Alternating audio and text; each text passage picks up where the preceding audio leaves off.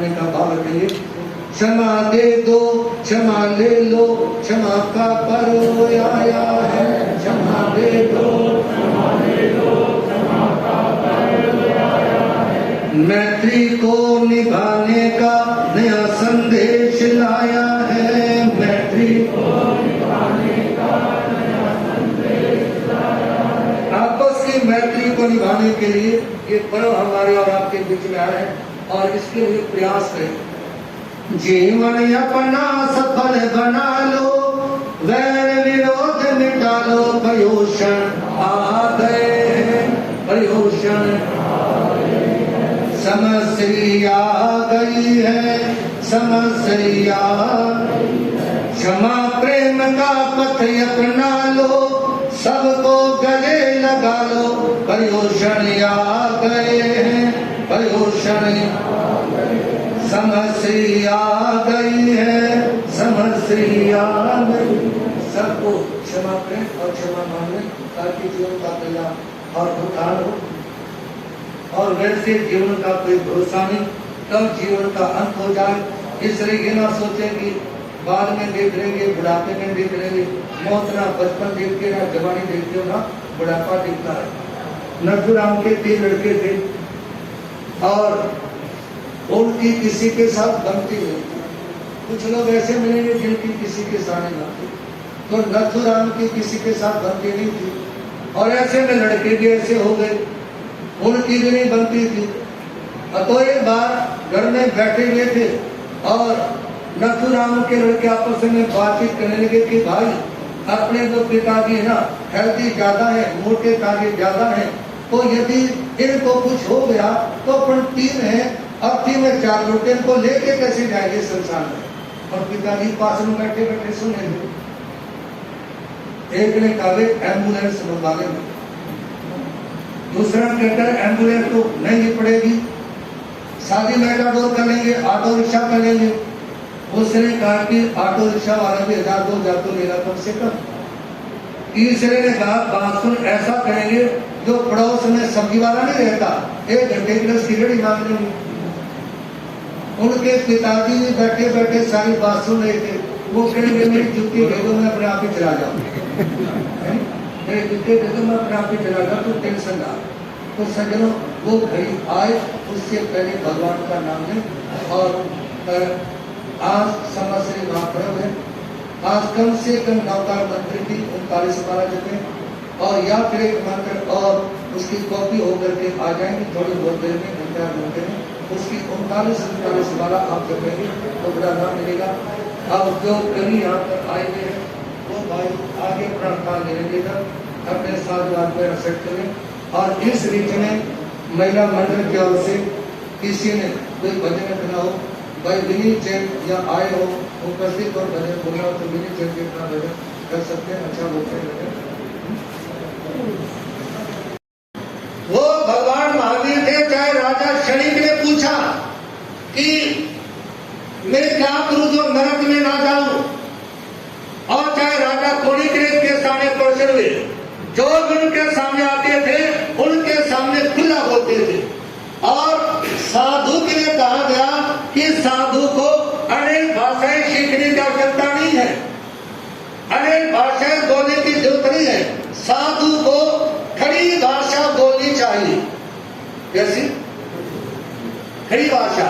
और भगवान महावीर की भी मतलब खड़ी भाषा थी। और खड़ी भाषा को दूसरे शब्दों में कहेंगे प्राकृत। कौन सी?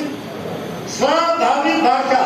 जिस इलाके में आप पैदा हुए और उस इलाके में जो भाषा बोली जाती है उसी को कहते हैं प्राकृत। चाहे अंग्रेजी में बोल रहा हो लेकिन वो भी प्राकृत है। मान लो कोई यूएस में पैदा हुआ और उन्होंने जन्म से लोगों को अंग्रेजी बोलते हुए देखा, अंग्रेजी में बोलते हुए सुना, वो हमारे लिए अंग्रेजी प्राकृत। तो इसलिए निवेदन आप लोगों के सामने आज इस पर्व दिवस के पर एक दूसरे से क्षमा मांगे और क्षमा दे। और सज्जनों ये कहते हैं कि क्षमा खड्गम करे यस्य दुर्जन की कृष्यति। क्षमा रूपी तलवार यदि किसी व्यक्ति के हाथ में है तो दुश्मन उसका क्या बिगाड़ सकते हैं। मीठा मीठा बोल थारो काई बिगड़े, काई बिगड़े थारो काई बिगड़े, मीठा मीठा बोल थारो काई बिगड़े थारो। एक बार गोपियां कर्म योगी भगवान श्री कृष्ण से पूछती है कि हम आपके पीछे दीवानी होकर के घूमती है, लेकिन आप हमारी और आंख उठा करके भी नहीं देखते, और ये जो बांसुरी है इसको आप अपने होठों पे सजा के रखते हो।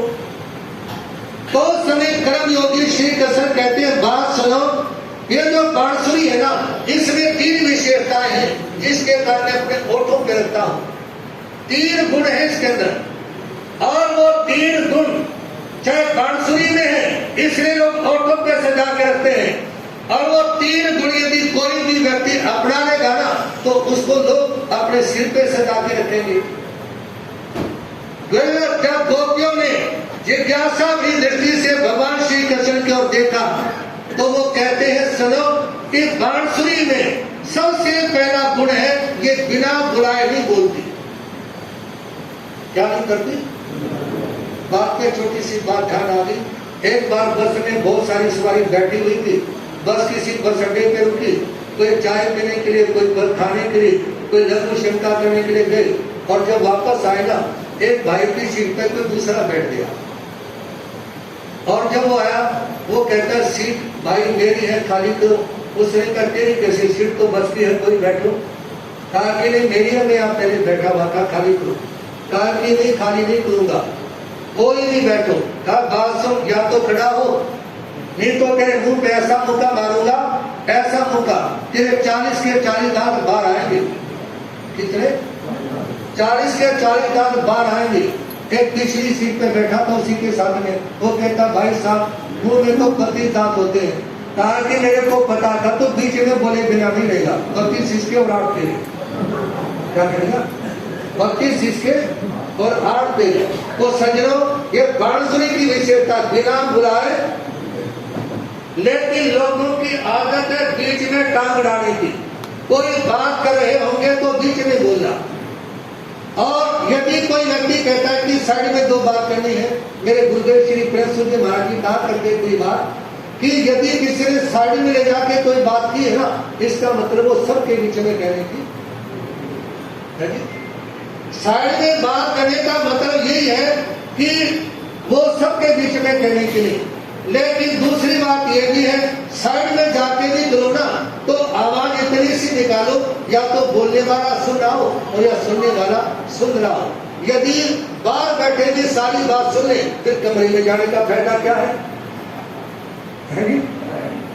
महेंद्र सिंह धोनी ने एक बात कही थी, मैं अक्सर खेल पृष्ठ पढ़ता हूँ क्योंकि अंतर्राष्ट्रीय खिलाड़ियों की इसमें चर्चा आती है, और वो बात भी स्टैंडर्ड की करते हैं। कई बार एक घड़ी बहुत सारे महेंद्र सिंह धोनी एक बार अंदर मीटिंग की बात लीक हो गई। क्या हो गई? जैसे खिलाड़ियों के बारे में चयन की चर्चा करते, बात लीक हो गई। जब बाहर निकले और बाहर बैठे लोगों में चर्चा हुई तो महेंद्र सिंह धोनी ने एक बात कही, यदि लोगों को बाहर जाके ही बतानी थी ना, फिर अंदर बैठकर गुफ्तगू करने की क्या जरूरत है? यदि बाहर जाने के बाद में सारा पहचान जस का तस करना था तो फिर कमरे में किस लिए? इसलिए जो बातें गुप्त रखने की है उन्हें गुप्त रखने का भी प्रयास करें। तो भगवान श्री कृष्ण कहते हैं सुनो, ये जो बांसुरी है इसमें पहला गुण है ये बिना बुलाए नहीं बोलती, और जब इसको बुलाओ, जब इस समय फूंक मारो तो ये मीठा बोलती है।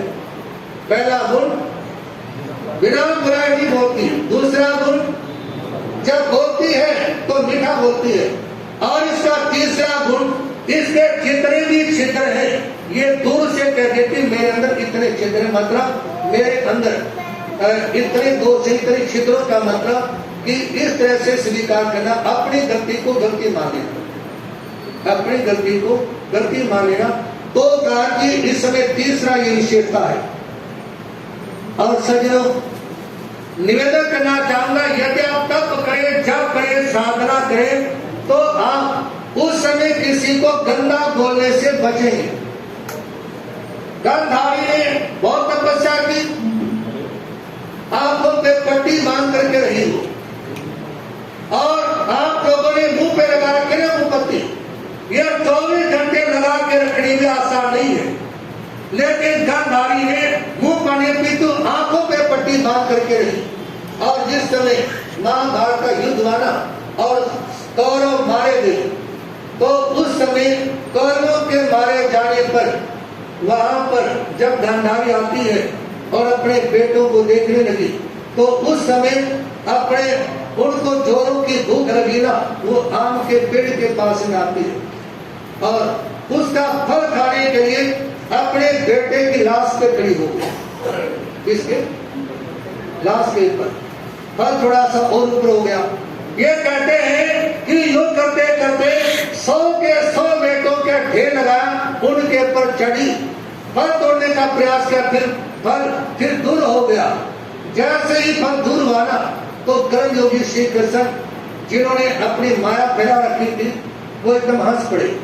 जैसे हंसे तो गांधारी ने देखा और गांधारी कहने लगी, श्री कृष्ण तेरा नाश जाए। क्या कहने लगी? श्री कृष्ण तेरा नाम जाए। तो समय कर्म योगी भगवान श्री कृष्ण कहते हैं, माता मेरे को तो ये द्वारिका नगरी के विनाश की बातें भगवान हरिश्चंद्र ने पहले ही बता दी थी, लेकिन आपने व्यर्थ में मेरे को श्राप देकर अपनी वर्षों की तपस्या क्यों खत्म कर ली? मेरे को श्राप देकर आपने अपने वर्षों की तपस्या क्यों खत्म कर ली? तो सज्जनों, अपनी तपस्या को सुरक्षित रखने का उपाय यही है कि आप लोग मात्र अपने को शांत रखेंगे। और निवेदन है, नरस्य भूषणम रूपम, रूपस्य भूषणम गुण, गुणस्य भूषणम ज्ञानम, ज्ञानस्य भूषणम क्षमा। इंसान का भूषण है रूप और रूप का भूषण है गुण, गुणों का भूषण है ज्ञान और ज्ञान का भूषण है क्षमा, ज्ञान का भूषण क्षमा। इसलिए बड़े से बड़े अपराधी को भी क्षमा किया जाता है। राजा चंद्र प्रदोष उन्होंने महाराजा शतानी की दासी के बहुत सुंदर थी रूप में, उसका अपहरण कर लिया। अपहरण करने के बाद में जब राजा शतानी कहते हैं वापस लौटा दो, और वो नहीं लौटाते हैं, दोनों के बीच में युद्ध होता। और जब युद्ध हुआ तो उस समय चंद्र प्रदोष को राजा शतानी ने बांध लिया, पिंजरे में बंद कर दिया। और जैसे ही चले अपने राज्य की ओर, तो उस समय ध्यान आया महाराजा शतानी को, आज संवत्सरी पर्व है, और चंद्र प्रदोष और राजा शतानी, राजा कौणी, राजा सिद्धार्थ, ये सारे साधु थे। कौन थे? क्योंकि राजा चेतक की 7 लड़कियां थी और वो खुद राजा थे, राजकुमारों के साथ उन्होंने शादी की। तो सज्जनों, उस समय जब क्षमा करने लगे और भगवान महावीर के मासड़ थे दोनों ही, ऐसे में उनको ये नहीं पता था संवत्सरी धर्म, क्योंकि किसी परिवार से कोई भिक्षा लेता है ना, तो उसके परिवार को, रिश्तेदारों को पता लग जाता है कि क्या समझ होती है, कैसे माला फेरते हैं, क्या नौकार करें, क्या दीपकों का पाठ है। तो उस समय शाम को प्रतिक्रमण करने लगेगा। आज शाम को ऊपर भाई विनीत जैन प्रतिक्रमण करवाएंगे और बैठे स्थानक में नीचे वाले हाल में, जो जिस हाल का नाम निश्चित हाल है, भोजनशाला भाई निश्चित जी के नाम से, उस हाल में बहने माता बहन प्रतिक्रमण करेंगे और उसका लाभ लें और बड़ी श्रद्धा आस्था से प्रतिक्रमण करें। चाहे वो शब्दों का पता नहीं भी हो, ध्यान से सुनेंगे तो आपको बड़ा काम मिलेगा। तो सज्जनों, निवेदन आपके सामने, जब प्रतिक्रमण करना शुरू किया ना, तो राजा शतानी चंद्र प्रदोष के पास भी चले गए कि भाई माफ करना। तो वो हंसने लगे। राजा चंद्र प्रदोष कहा, हंस क्यों रहे हो? कहा कि एक और तो तूने मेरे को बांध के डाल रखा है और मेरे से माफी मांगते हो। यदि बांध के ही रखना है तो माफी मांगने की क्या जरूरत है, और यदि माफी मांगते हो तो बंधन खोल देना चाहिए। तो उस समय राजा शतानी ने उसके बंधन को खोल दिए, लेकिन उसके माथे पर लिखवा दिया, जैसे आप लोगों ने हरियाणा में सांड के श्री केपर खागड़ के बगल में आपने देखा होगा ना, निशान लगा देते, तो उस समय माथे पर लिख दिया दासी चोर, क्या लिख दिया, और उसके बाद उसको छोड़ दिया गया। लेकिन यहाँ इतना सा आप लोगों के सामने निवेदन करना चाहूंगा